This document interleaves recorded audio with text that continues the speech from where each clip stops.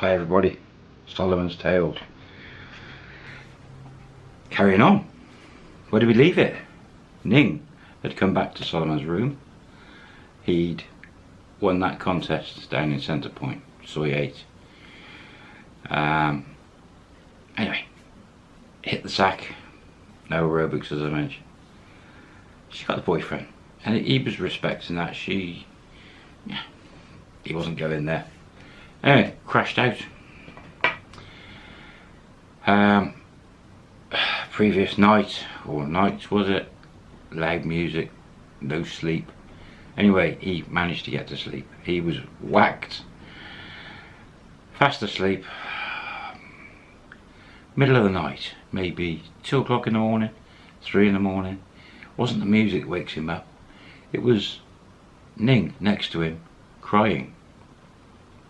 And he sort of woke up and was like, but she's asleep, she's crying. And he thinks, oh dear. Anyway, he cuddles up, puts his arm around her and pulls her close and sort of comforts her, but she's asleep. But she wakes, her eyes open, and she realises, and he wipes her eyes, being a gentleman. And then she starts talking and starts telling Solimon her life story. You know, it's like 2, 3 in the morning, and he's, oh no. And she's lying there and she starts telling him his story, and he's like, oh, why are you crying? And it turns out that Ning had a Thai boyfriend, her first love, that cheated on her loads of times and didn't work out, broke up. And after that, really it's this guy with a Golf that's her boyfriend, that she's happy with. But she sort of indicates that she's never worked in the bars as working in the bars. You know, she'd only been sort of drinking in them and very choosy, occasionally would go with a boyfriend. And she was upset because it seems that recently she maybe have gone with somebody for money and it wasn't good, and she was a bit cheesed off with her life. And she just sort of rambled on about feelings and stuff. And then somehow she got to the subject of thanking Solimon for being a really good friend. She felt secure and safe with him. He didn't jump all over her and abuse her like he could have and stuff like that. And then she got onto the subject that you should have a girlfriend, you know. And he's like, well, no, I'm here for a year to see if there's possibly work for me to stay, you know.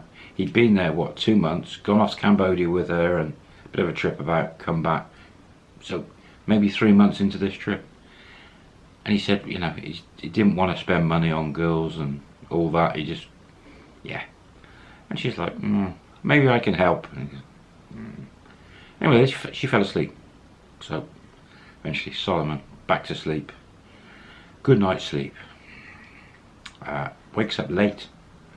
Must be 9, 10 o'clock in the morning. She's out cold, and he thinks, well, I'm going to go for a walk. I need some fresh air. I need a good bit of exercise. So he does. He comes out, shower, change. She's fast a kip. Down, goes down Soy 2 to the beach road, walks all the way along Beach Road to Walking Street, up the connecting road to the second road, and then heading back up to the room. And that's a good mile plus long. What it feels like here.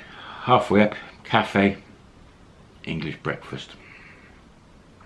Fantastic. Then carries on back to the room, gets to the room, and Ning's gone. Oh well, door's open. That door, instead of like Yale locks, it's got a big key, like a long key, and it's just a pain to carry that around. So there's no valuables in there. So Solimon just leaves the door unlocked all the time, and the keys he's thrown in the bag somewhere. So he's not fussed about it. There's nothing in there. So yeah, goes in. She's gone. He thinks, right, okay. And he, as you do, you know, it's getting hot outside, lies on the bed, closes his eyes for an hour. Now, in that evening ahead is another little contest that Frozen's organised. Doesn't know where Ning's gone, so she'll ring later. And he wakes up, again, another shower. He thinks he's just going to go and get a bit of practice, and then some food a bit later. Now, again, there's another one of those Sharky contests coming up about a week later, and it's a big one. It's about a 50,000 baht one. Like before, I think I mentioned, he'll have a practice up there, try and get one of the girls. Boss's girlfriend's really good. And it's only around the corner. You think, I'm going to go and have a practice, get a soft drink, have a couple of hours up there just knocking the balls about. And he does, goes up. Again, I don't remember if I've mentioned it. There's so many of these pool contests and tables about. But he goes in, boss's, managers, I think it was a manager, girlfriend, gets that one, which is really good. Buys her a drink, gets on the table, and there's hardly anyone in there. She's good, she beats him quite a bit, and he beats her, and she's very good. He's had encounters with her before, I'm sure I've mentioned it. We've done so many Solomon's tales now, I'm beginning to forget which stories I've told you. But has a knockabout for a couple of hours, buys that girl a couple of drinks, and then thinks, right, comes out, and there's some food place just outside, and he just grabs some fried chicken and rice and sits down and just has some food. Sort of, it's late afternoon, it's sort of 4 or 5 in the afternoon. Walks back to the room, thinks, right, shower again, change. This one tonight was an early one. It was about 6:30, 7, somewhere up Solimon around there, Soilinki or one of those roads. He gets on the phone. It's frozen. Yeah, she says she'll be down about 10 minutes on the bike, and they'll take the bikes up there because it won't be a long contest, and it's a bit of a pain to walk to from where his room is. No news from Ning at all. Nothing. So he's all ready. He's eaten, showered, shaved, ready to go. Frozen turns up. There's high, kiss on the cheek, all the rest of it. And they jump on the bikes. Off they go. It's only 10 minutes, 5 minutes, 10 minutes up the road on the bikes. Quite often you go up these side roads the wrong way, one-way streets. You just, on a bike, you don't care, you just psst. Anyway, gets up near Soibikau. Blow me down. Solimon hardly ever, well, he never uses the helmet on the bike, and he's always whipping up and down these side streets the wrong way. Frozen's in front on her bike. They're just creeping up this one side street. Policeman jumps out. Oh God, here we go. And doesn't say anything to. He stops both of them, but he just grunts at Frozen when he comes straight over to Solimon, being a foreigner, on a bike, no helmet, going up the street the wrong way round, and he starts trying to talk English, and he's got his little ticket book out, and you think, oh, here we go.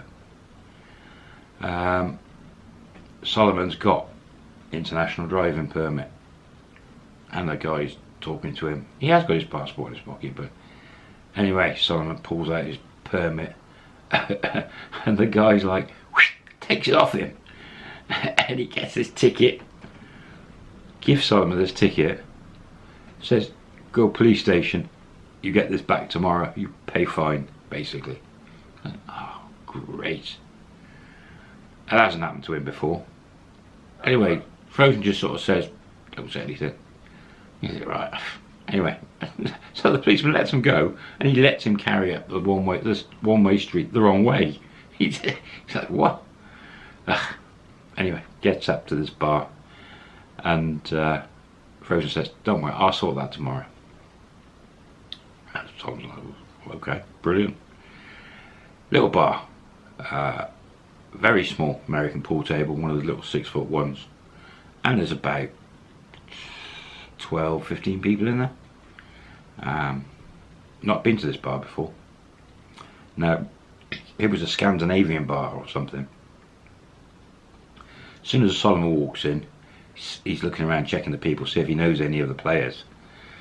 And they order a drink, they sit down and he's watching. There's a couple of blokes playing, practicing. but he doesn't recognise any of them now. This is good. This is really good. Now it's a foreigner. It is some sort of Scandinavian, maybe Dutch owner.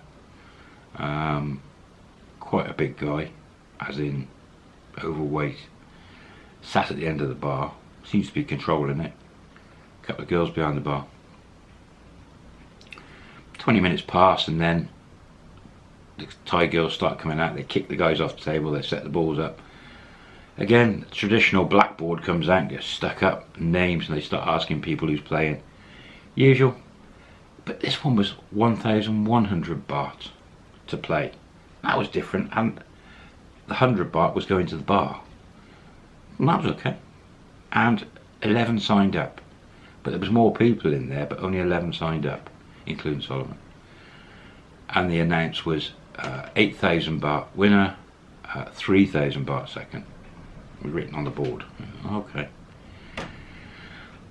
This one, the rules, some bars play it, some don't, where anyone breaks off, regardless if the black goes down with this bar, that's pulled back out on the spot if it does, and if the white goes in, it's put back in the D. But someone breaks off and it doesn't start until after the break off. Other games, the break is part of that person's go, but the black in, they're out. So this is one where break offs, that's good, that's cool, no problem at all. And also that the black's part of any ball, so it doesn't matter if you're not black in thereafter. So, oh, okay, slightly different rules. So he knows, worked it out, and checks out the cues. Most bars have got just standard 200-300 baht, one piece, cheap wooden cues, and the tips are nothing special. Solomon prefers a small 10mm rounded tip, you know, for the snooker players out there. But there was none of those. They were all these big plastic stick-on tips. But okay. Solomon keeps a little bit of sandpaper that he pinched off a box of matches, and he just refs the tip up. Quite often it's the one cue that's just passed around, but Solomon grabbed a cue off the rack where they're hanging on the wall. There's a few cues. Grabs one and he keeps that. He's like, I'm not having that cue, I'm going to have this one. The right weight felt good. Anyway, start playing. It's quite apparent that most of the guys playing are just average. It's early, so no one's drunk, which is a shame. But Solomon gets a little bit unlucky on a couple of shots and loses a couple of lives, but he's hanging in there. Gets down to the last four and doing okay. He's just got to get to the last two to win some money. Fourth place bloke, out he goes. There's only three left. Solomon thinks, okay. He works out these other two, and they've just pretty much cleared the ball, so the balls are reset up again. Another break off. Solomon's just got to knock one of these guys out, and he tactics, you know. He thinks this one guy is reasonable, so he's going to try and knock this guy out. But it can backfire. Over the time, Solomon has lost a lot of these contests, but I haven't told you about them. But, you know, there's ones where it just doesn't go right, unlucky or whatever. There's quite a few that over the time and the future that he loses. But he's a really good tactical player. Anyway, he managed to make a great shot that pots the ball and leaves the white with an easy pot for the next guy, hoping that guy will pot that ball with a natural angle to hide the white cue ball and mess up the next guy. Sure enough, it does, it works. And then the guy that he favours loses a life, out.